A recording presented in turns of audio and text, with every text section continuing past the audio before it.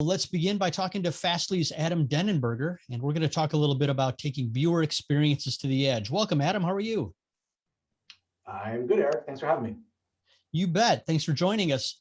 Let's start by talking a little bit about your background. It's relevant because I understand you were a Fastly customer before you actually joined the company. Can you talk a little bit about that, why you joined Fastly, and then, of course, what Fastly is? Sure. Fastly is an edge cloud platform providing fast and secure digital experiences for our customers. I was an early customer, so I was running engineering at the Huffington Post back in 2013 or so. And like many other kind of customers at the time, we were hitting a lot of architectural limitations with traditional legacy CDNs. And as you can imagine, as a news organization, we had to deal with things like breaking news and content changing really rapidly. And we were kind of struggling with, at the time, challenges like cache invalidation taking minutes upon minutes, config changes potentially taking hours. So I met with the founders of Fastly. They came in. We were big users of Varnish internally at the time. And they said, hey, we can do global cache invalidation in 150 milliseconds globally. We can roll configurations in seconds. We give you real-time visibility into everything happening on the network. And as a developer, it really changed the game for us, and it really opened my eyes to what we thought was sort of unachievable. And I think what was really game changing for me at the time was our ability to integrate Fastly into our actual architecture. I think the big challenge, certainly looking back at 2013, was you always had to kind of architect around this black box of the CDN. You didn't really know how it worked. You didn't have a lot of programmatic control of it. And Fastly really kind of turned that entire model on its head, where they basically said, we give you full programmatic control, build whatever logic you want at the edge, and everything is essentially real time. So I became a really big believer and started integrating it more and more. After HuffPost, I was the chief technology officer for iHeartRadio, was a Fastly customer there as well, expanded our usage to some of the media products. So Fastly was delivering all of the audio content, both live and on demand. And we're using, some of the transmuxing capabilities, and we were using a bunch of the advanced geo functionality. And so an opportunity came up in 2019 to join Fastly, and I was just a big believer in the company. I love the people, I love the technology. I was and still am completely bought into the vision, and here I am running the engineering team for product. Excellent. You've talked a little bit about this, but Fastly has helped deliver some of the largest online events in the world. And what is it about your platform that appeals to broadcasters and content owners for delivering those events? Yeah, I think again, coming back to what sold me, I think it's a few things. Number one, I think architecturally we took a very different approach, right? We build very dense data centers in highly interconnected areas across the internet. Secondly, we're completely software based. And so I think being able to really control what happens at the network at the software layer has enabled us to do some really interesting and innovative things. For example, like the kernel level, being able to route around traffic congestion on the internet without end users actually noticing any disruption. Has been things that customers maybe don't sort of see as a feature, but is something that the network offers. And I think it comes up when they run performance tests. And so I think that's a big piece. I think the scale has been a big piece. The programmability, so not just delivering bits, but the logic they've been able to push at the edge to reroute traffic, handle content from different geos differently, and of course visibility, especially for live events.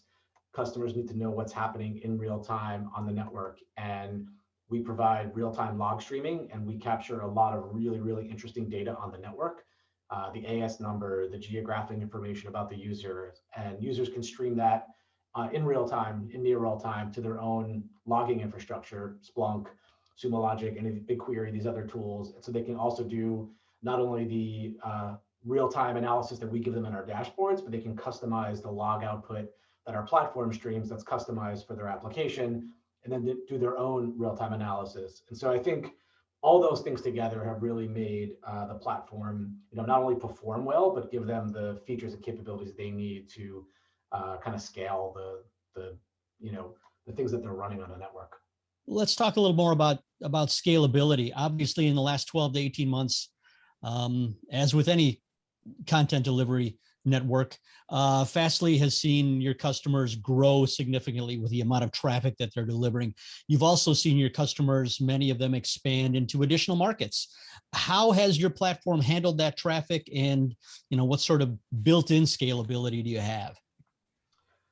Yeah, it's a great question. I think we have, without a doubt, seen an unprecedented amount of traffic over the last year. And I think what's really amazing to see is all of the network automation and our ability to route traffic around hotspots and be able to route customer traffic to the most optimal places through our network was handled seamlessly.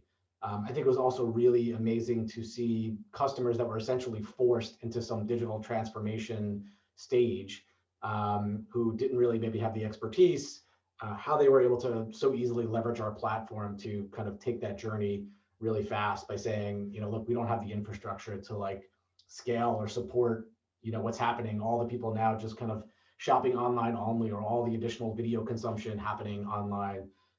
So I'm really proud. We obviously always build in a ton of headroom, and we were able to really handle all the additional traffic and spikes with really no hiccups. And I think it was a testament to all the engineering that's gone in over the years to the platform. And I think we could support way more than we even saw so far. So it's been a really positive experience overall.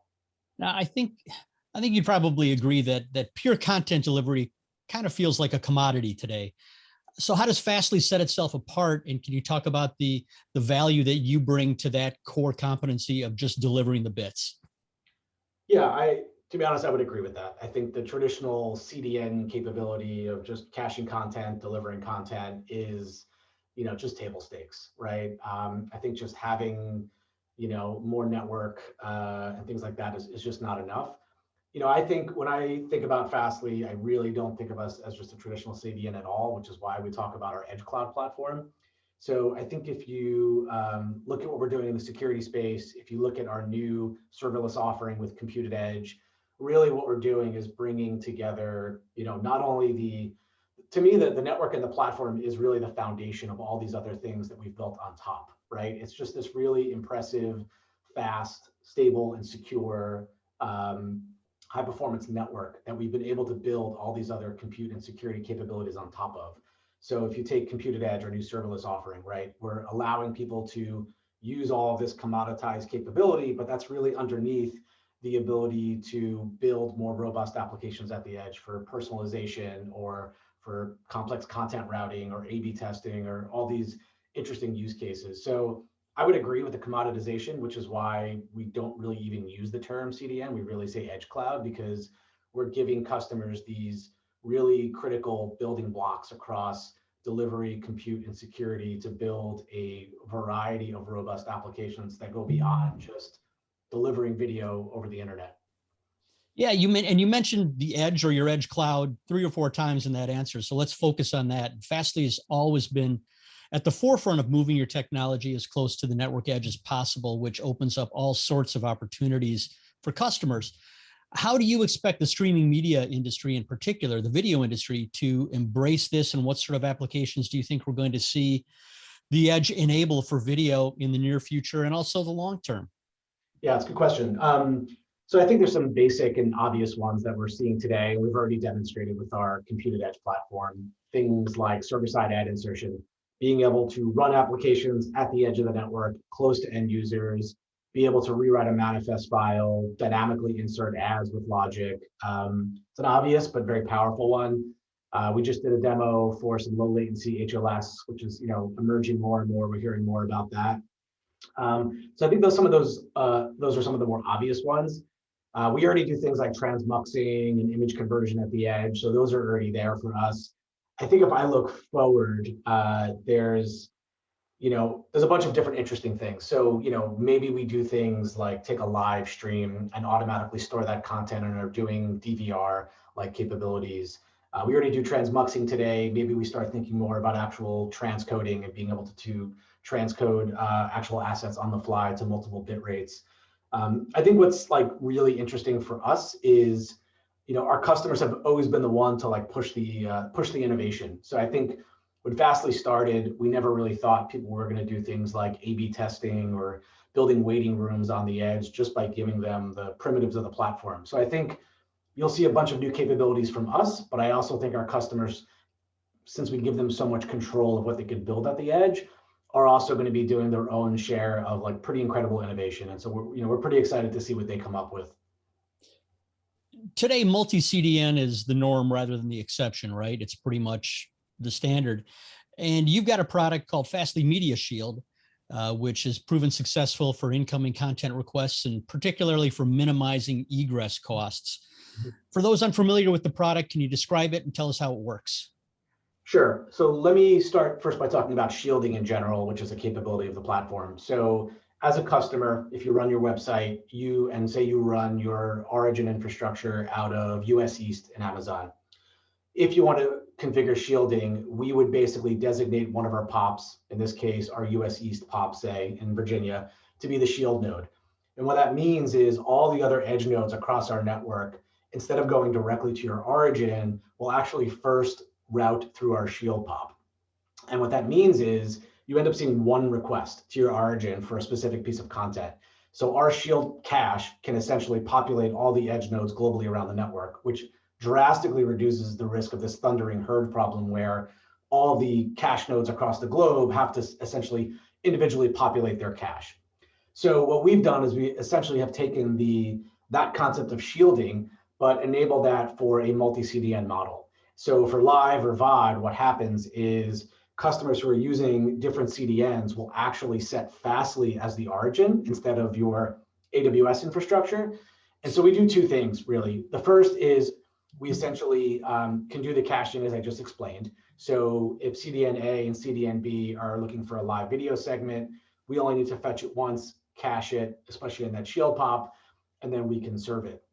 The other thing that's really interesting that we do is request collapsing. So if multiple requests, even from multiple CDNs, are requesting the same object from, say, a cache node in our POP, we essentially know how to intelligently queue up all those requests, fetch one object from the origin, and then immediately serve, satisfy, and stream those responses to all those clients in real time. So we have some really cool examples of showing all of these different CDNs making all these different requests for an object and doing some logging on the origin server, and you literally see one request being made as we're satisfying, up to however many edge CDNs you have. The other really nice part about that is you get a lot of visibility. So given that we have all this real-time logging, real-time stats and insights, we can actually do some really interesting things in how all the edge CDNs are performing.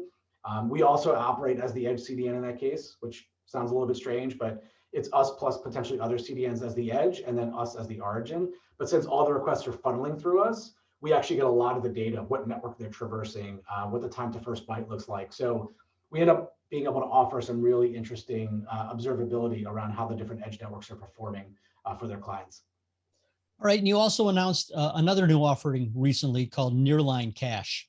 Can you tell us about how that works and what function it serves? Sure. The first thing that's really cool and interesting about Nearline Cache that I wanted to mention is we actually built it on top of Computed Edge, which is our own serverless offering. So I think what's really cool is not only is Computed Edge for our customers to build their own applications, but it's actually a platform for us to build our own internal applications. Nearline Cache is one of those, which is really cool for us to see us sort of eating our own dog food and using the platform for our own internal products. Nearline Cache is basically the ability for customers to store content in some cloud storage that's attached to our network. And the use cases, think about long tail video. So you've got some video that doesn't get accessed very frequently. It ends up getting purged from cache. This is causing a lot of high origin egress costs, and customers want to reduce that cost, but the content keeps getting evicted from cache.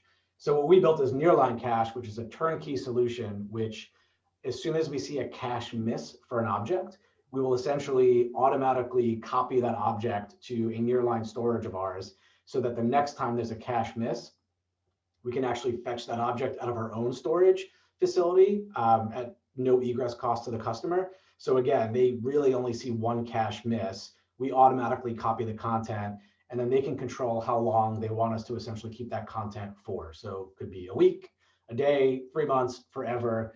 And what's nice, again, is it's turnkey. There's no copying content. We automatically see the object, replicate it, store it, and then know how to fetch it the next time that we need to repopulate the cache. So it ends up saving customers a ton of money on what could be costly cloud origin egress costs. Sure. Something else that's top of mind for everyone who's using a CDN right now and everyone who's delivering content online is security, right? And Fastly recently acquired Signal Sciences, and that beefed up your security offering. Long term, do you think we'll see Fastly more as a security company?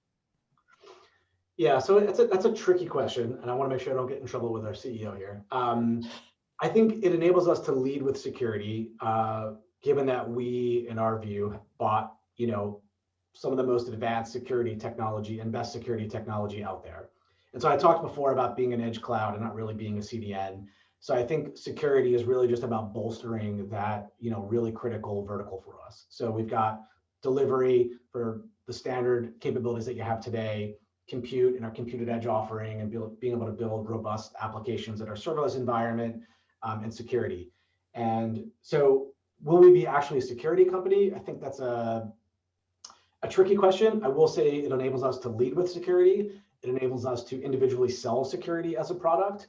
And it also enables us to offer security as primitives that customers can use in our other products. So if you're building an application in computed edge and you want to use our bot protection or our rate limiting or our credential stuffing capabilities, you can actually marry those two things in a way that works for your application. So I think it gives us just a really strong ability to lead with security and lead with what I would say is some of the best security in the market today. Let's wrap things up by talking about the future. In your role, you help set the strategy and guide future development for Fastly. Can you talk a little bit about what we should be looking for from Fastly in the months and maybe even years to come? Sure. I think, certainly at the top is the integration with Signal Sciences. So we bought a great security product. I was fortunate enough to help oversee a lot of the engineering integration. And when I started really digging in, the marriage and the intersection of the Signal Sciences technology and all of the edge capabilities that Fastly has is really going to produce really, really exciting products. So I think you'll see a lot more on the integration side between Signal Science and Fastly. And we talked about security. Security is going to be critical, but you're also going to see a lot more tightly integrated capabilities there. I think you'll see a lot more on the observability front as well. Real-time logging, real-time stats. These are things that customers have loved about our platform from the beginning. And now that we have a more robust compute environment, I think you'll start to see things like tracing and just more advanced observability on the compute side of things, as well as the security side of things. Lots of enhancements to the network, and just a continued investment in the core primitives that we give our customers. It's always been one of our philosophies is giving customers these really advanced, strong primitives to build whatever application they can dream up on top. So, I'm really excited. We've got a lot of exciting things ahead of us. Terrific. You've been busy and it sounds like you're going to keep getting busier. So thank you so much, Adam. There's a number of links to Fastly's website and particular products in the chat. And thanks again. Anytime. Thanks for having me.